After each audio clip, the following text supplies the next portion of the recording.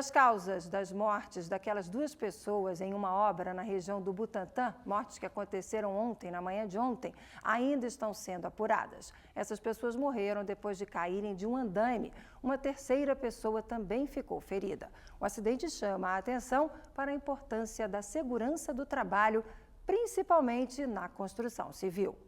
Estas salas comerciais estão em fase de acabamento da reforma. A colocação de vaso sanitário e a aplicação de rejunte não exigem nenhum tipo de cuidado específico, mas na fase anterior de uma obra é preciso o uso de botas e capacetes.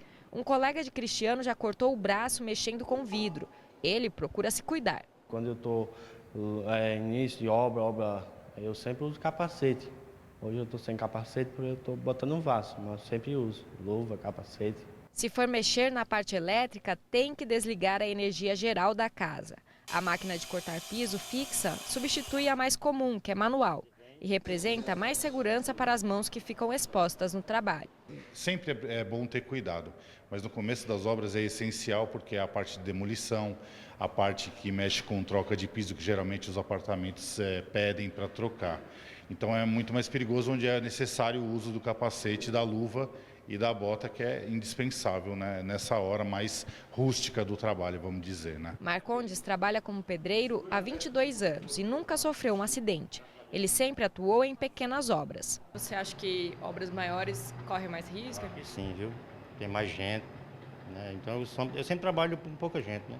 O risco é proporcional ao tamanho da obra. Por isso, na construção civil pesada, é preciso mais cuidado. Em grandes empreendimentos, a segurança do trabalhador é responsabilidade das grandes construtoras. Nesses ambientes, há mais gente trabalhando junta e em altitude, o que aumenta o perigo. Caso da construção do prédio no bairro do Butantã, na capital paulista, em que 2 pessoas morreram depois de caírem de um andaime. Nancy é técnica em segurança do trabalho e explica que os principais problemas são a falta de equipamentos de proteção individuais e coletivos, os riscos de deslizamento de terra e o despreparo. O Brasil ainda, né, ele tem o maior número de acidentes na construção civil. A construção civil, como segmento, é o primeiro em número de acidentes e com o maior número de fatalidade.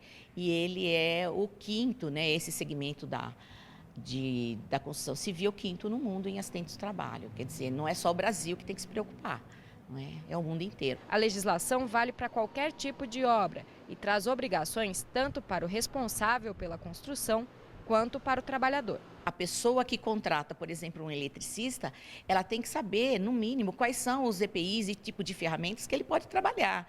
Não é? Porque se acontecer alguma coisa, ela tem responsabilidade solidária. Pois é, e é exatamente para buscar diminuir cada vez mais o registro de acidentes na construção civil que a Câmara Brasileira da Indústria da Construção vai lançar uma campanha nacional de prevenção de acidentes. Vai ser no dia 10 de outubro, durante o 3º Encontro Nacional de Segurança e Saúde na Indústria da Construção. O encontro vai acontecer em Brasília. Mas hoje, para falar mais sobre esse assunto, o repórter São Paulo recebeu aqui no nosso estúdio o vice-presidente de Relações Capital Trabalho do Sinduscom de São Paulo. O alerta principal é o seguinte, que o setor da construção civil, a gente faz várias campanhas muito pontuais. Então a gente vai tentar mobilizar o país inteiro, fazendo uma campanha nacional, com uma parceria com o Ministério do Trabalho, tá? E com todos os Sinduscom e Secons do Brasil inteiro. Essa é a preocupação nossa, de difundir mais esse trabalho que a gente tem feito no estado, em todos os estados do país. Mas o que está faltando? A gente acompanhou essa história aí de ontem, quer dizer, o próprio dono da empresa também acabou vindo a falecer. O que está faltando? O problema é na fiscalização? Eu acho que é um conjunto de fatores. A gente não pode pontuar uma coisa somente. Infelizmente, aconteceu esse acidente. É importante dizer o seguinte, que a gente tem que fazer várias situações. Temos que seguir uma norma regulamentadora. Dentro da construção civil, nós temos a NR 18, que tem que ser cumprida, tá certo? Tem que ter feito treinamento dos trabalhadores. Tem que ter investimento em SST. Tem que usar equipamento de proteção individual, que é EPI. Temos que investir em equipamento de proteção coletiva, que é EPC. Então, são várias situações, mas fundamental para nós é divulgar bastante esse assunto e realmente treinar bastante o trabalhador. E também treinar os empresários, que o investimento em SST, ele dá um resultado muito bom para a gente. Então, eu acho que esse trabalho que a gente vai fazer, essa campanha, justamente nesse sentido, de fazer uma campanha de conscientização dos empresários, conscientização dos trabalhadores, mostrar para o governo que o setor está fazendo alguma coisa. E essas regras valem para todo mundo? Porque tá aí, ó, outubro tá aí, a gente está às vésperas de uma temporada aí de verão, muita gente tem casa fora, está fazendo uma obra, está pintando parede, está trocando azulejo. Até uma pequena obra precisa seguir regras? Todas as obras têm que seguir uma regra. Quando você vai iniciar uma obra, primeiro você tem que ter um alvará da prefeitura de onde você está instalado. Primeiro, começa por aí. Qualquer obra? Qualquer obra, seja pequena, média ou grande, certo? Segunda coisa importante, primeiro ato que você vai, quando iniciar uma obra, você tem que fazer a comunicação prévia desse empreendimento no Ministério do Trabalho. Seja uma casa, seja um sobrado, ou seja uma indústria, ou seja um prédio. Todas as obras têm que ser comunicadas. Mas, por exemplo, eu moro no meu apartamento, dentro de um prédio, num condomínio de prédios. Eu preciso mesmo, para trocar um azulejo, para pintar uma parede, para resolver um problema de hidráulica, eu preciso comunicar? Hoje tem uma NBR 16280, que chama-se a norma da reforma.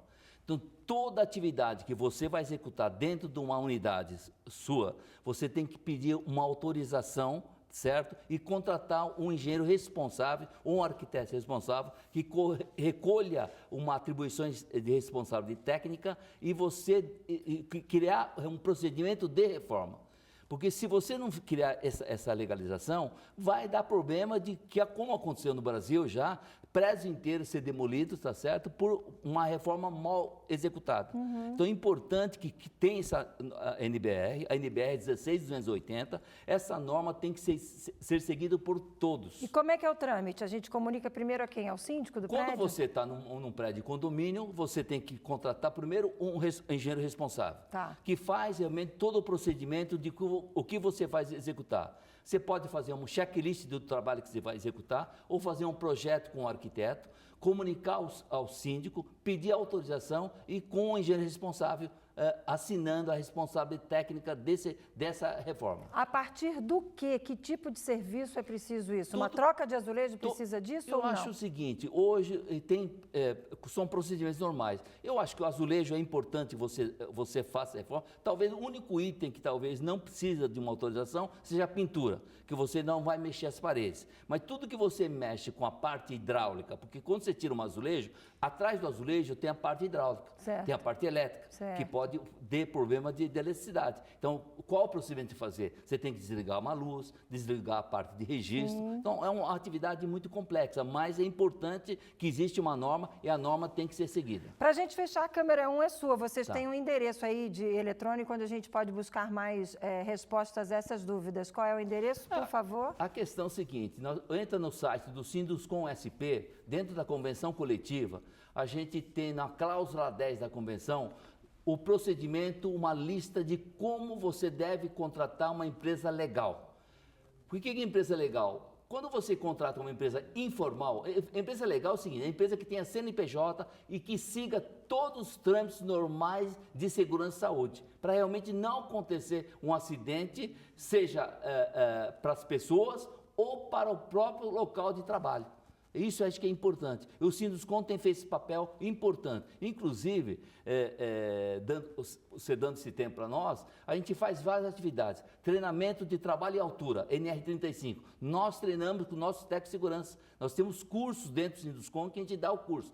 Nós fazemos a Mega Cipat de 18 anos. Porque 85% das empresas brasileiras têm menos que 20 funcionários. Para atender essa demanda, nós realizamos 13 Mega Cipats por ano no Sinduscom. Tá aí, as informações estão disponíveis, vou repetir, sinduscomsp.com.br. Obrigada pela participação, sucesso nessa campanha, até uma próxima oportunidade. Muito obrigado.